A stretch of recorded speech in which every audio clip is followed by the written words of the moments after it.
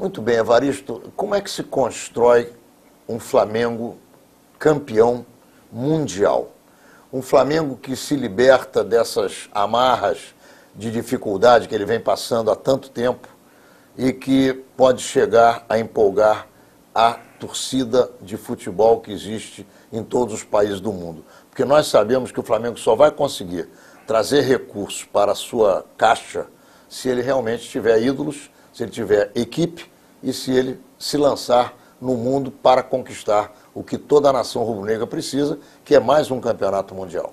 Em princípio, quando você começa a pensar em fazer alguma coisa grande, você tem que estudar aquilo que foi feito e que não trouxe resultado.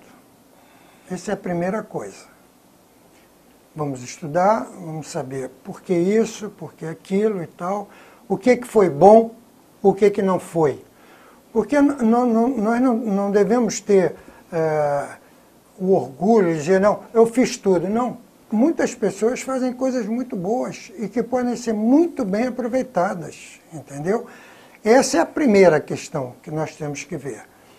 Segundo, é você fazer uma boa equipe com você, de pessoas que tenham bom conhecimento do futebol, né? E que possam discutir decisões, caminhos, para você poder ter um apoio, inclusive, em tudo aquilo que você está realizando. Não haver dissensões naquilo que você está fazendo. E a humildade, que é muito importante, de você aceitar a derrota em determinadas causas. Numa reunião de 4, 5, e você foi voto vencido. E aceitar a vitória dos outros. Isso é o princípio para você começar a administrar bem. Depois é que você tem que ter o quê? Você tem que ter conhecimento do futebol. Saber onde estão os jogadores, quem são, o que eles fazem, qual é o comportamento deles, isso tudo. Para ver se realmente eles têm condição de vestir a camisa do Flamengo. Agora, um fator muito importante no futebol, que não é do Flamengo, mas é de todas as equipes, que é o poder financeiro que o time tem. Porque uma coisa é querer, outra coisa é poder. Entende? Quem é que não quer ver os maiores jogadores do mundo jogando no Flamengo? Eu acho que todos queremos. Agora, podemos? Isso aí nós temos que analisar, temos que ver com cuidado, com calma, entende? Não adianta você fazer promessas de coisas que você depois, na realidade, você sente que está com muitas dificuldades. Agora, quando a gente assume, igual que um treinador, o treinador, que quando chega num clube, ele chega para consertar as coisas. Se as coisas estiverem muito boas, eles não chamam o treinador, ficam com o que está lá. Entende? Então nós temos que ter uma visão exata das necessidades da equipe. E eu volto a falar, pesquisar. Pesquisar com pessoas que já trabalharam lá, com pessoas que estão trabalhando, entende? Se cercar de pessoas que não têm o desejo de ganhar popularidade, de gente que seja entregue àquilo que eles estão fazendo. Você tem que fazer uma equipe homogênea, entende? Todos com o mesmo pensamento, com a mesma ideia, com o mesmo sentido. Agora, você tem que ter auxiliares à altura. Porque você não vê tudo. Isso aqui é um assunto muito interessante, que eu queria que você tocasse nesse tema. Um vice-presidente, ele na realidade, ele é o grande comandante. E ele vai contratar profissionais para fazer as coisas andarem. Claro. Quando a gente escolheu o teu nome, e foi muito importante para nós ter você junto conosco, e principalmente receber com muita alegria a confiança que você depositou em nós, porque, na verdade, quem somos nós no futebol? Nós somos apenas torcedores do Flamengo com capacidade administrativa. Você não, você é um homem que conhece futebol e que já demonstrou isso em todas as circunstâncias do futebol, dentro e fora das quatro linhas, em todos os níveis, como técnico, como atleta, como organizador, como dirigente. Você já se serviu de todos os conhecimentos dentro do futebol e você sabe o que tem que ser feito. Mas as pessoas, muitas delas, dizem assim, não, Evaristo tem 79 anos de idade ou 78 anos de idade. Para nós isso é motivo de experiência, é motivo de sabedoria, é motivo de alegria. Temos alguém que conhece tudo e por isso chegou a essa idade com tanta experiência. Tem gente que diz, o Evaristo fazia tudo sozinho. É verdade, ele fazia tudo sozinho. Porque ele era contratado como técnico, ele acabava tendo que se meter até na alimentação dos atletas, como eu vi você fazendo no Flamengo. Isso aqui não tá bom para comer, tem que comer salada, peixe, não sei. Eu vi lá uma vez você brigando lá com a turma da nutrição do time do Flamengo, na época em que nós trabalhamos lá juntos, em 2001 ou 2002. Então eu pergunto a você, como é que você imagina montar uma turma para administrar esse grande patrimônio que é o futebol da nação rubro-negra? Deixa eu te falar uma coisa, vou te responder primeiro essa pergunta. Quando as pessoas dizem, mas o Evaristo, o outro treinador, o Filipão, não sei quem, se mete em tudo, não se mete em tudo, não. O que nós queremos é que as coisas sejam muito bem feitas. Por quê? Porque a responsabilidade é tua. Se você permite que um auxiliar não faça as coisas direito, quem vai pagar a conta é você. Então hoje os treinadores estão muito bem preparados, justamente por quê? Porque quando o médico diz que tem uma lesão, ele sabe que lesão é essa. Ele sabe qual é o tratamento que tem que ser feito. E cobra do fisioterapeuta, e cobra. Por quê? Porque ele vive do resultado. Você não pode abandonar as coisas, entende? Você não pode querer que o jogador reclame de que a alimentação não está boa.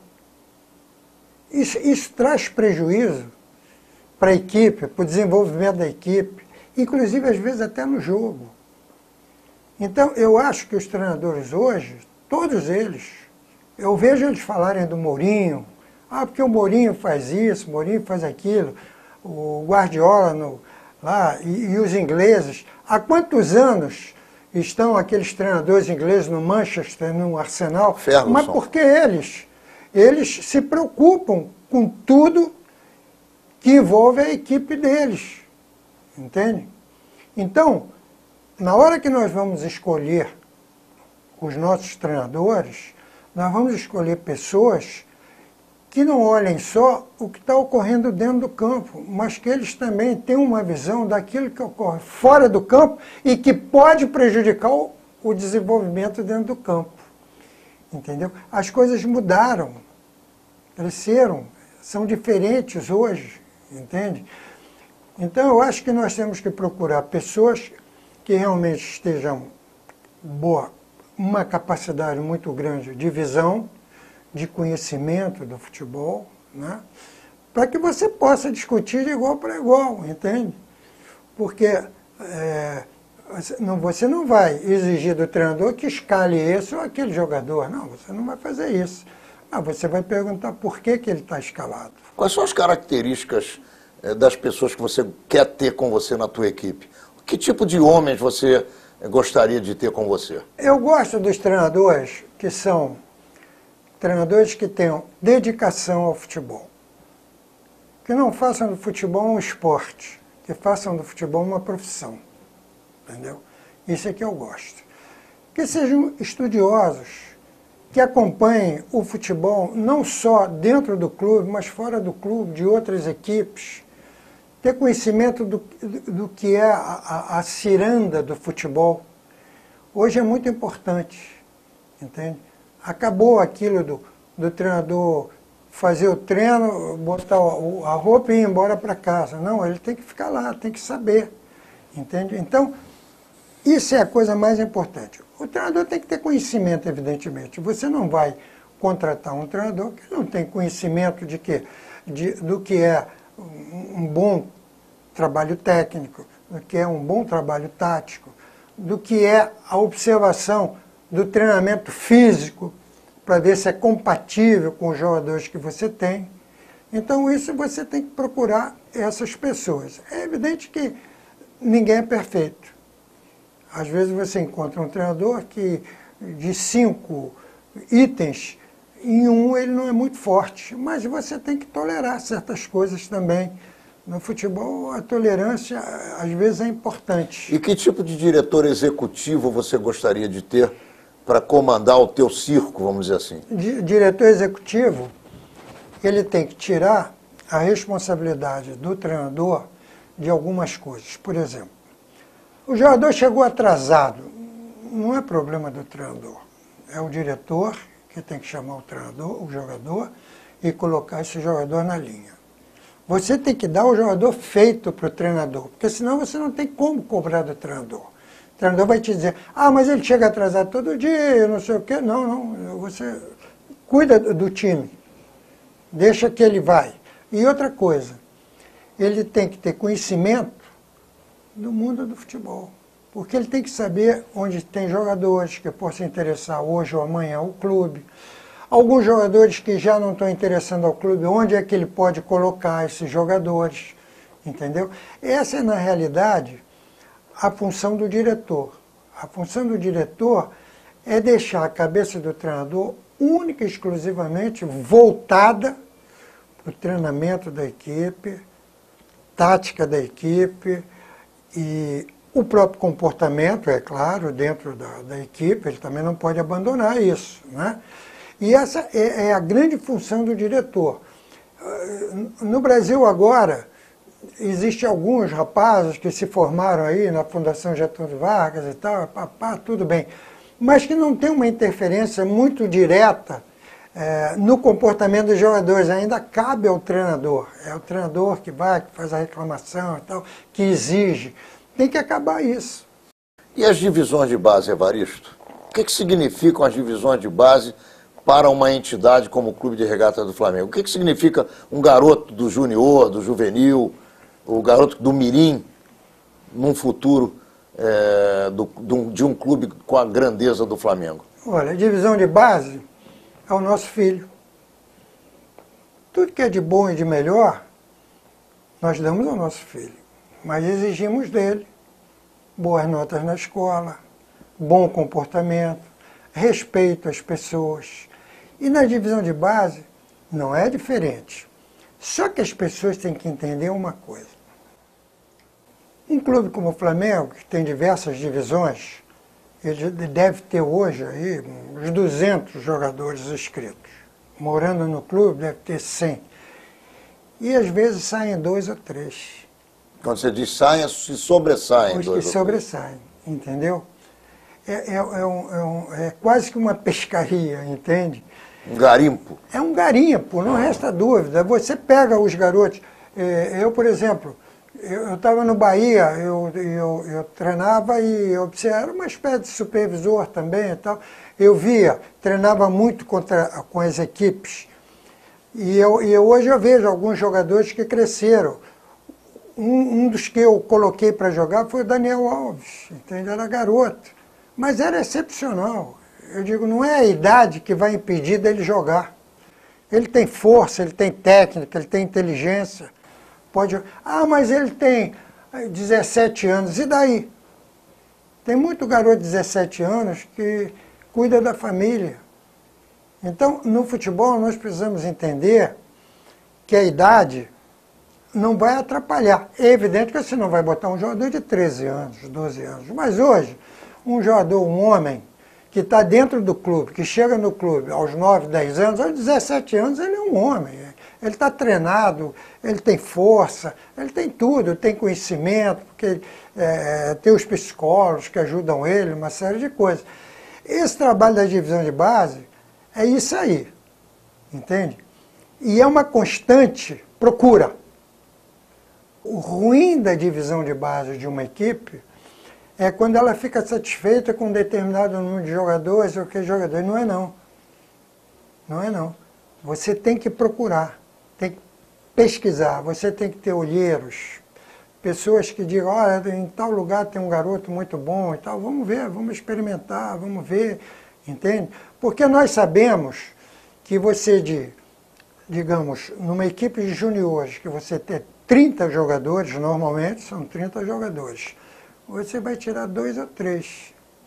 Os outros vão sobreviver no futebol, mas vão sobreviver em equipes pequenas, em equipes no interior do Brasil e tal. Não é que eles não se transformem em jogadores, mas a exigência para jogar no time principal do Flamengo é muito grande. Evaristo, o que é que o torcedor do Flamengo, o que é que a grande nação rubro-negra pode esperar do futebol do Flamengo comandado por Evaristo de Macedo? A nossa intenção não é diferente dos torcedores. O que nós queremos é um Flamengo forte, um Flamengo campeão, entende? Mas as dificuldades estão por aí. E a gente está aceitando, sabendo das dificuldades.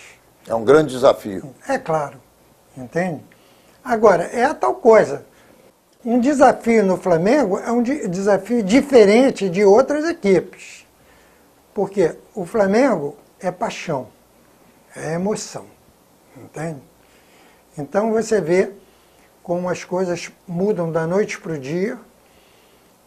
Desse último jogo, a alegria, a satisfação, o entusiasmo, e que de repente numa próxima partida que você não tem uma mesma atuação, venha, as pessoas ficam enraivecidas, as pessoas ficam desestruturadas até, né? E a gente tem que enfrentar essas situações. Então o que a gente vai fazer? A gente vai procurar, né, todos juntos, porque na realidade você diz, ah, mas você é isso, você é aquilo. Não, não sou não. Eu sou um a mais, né?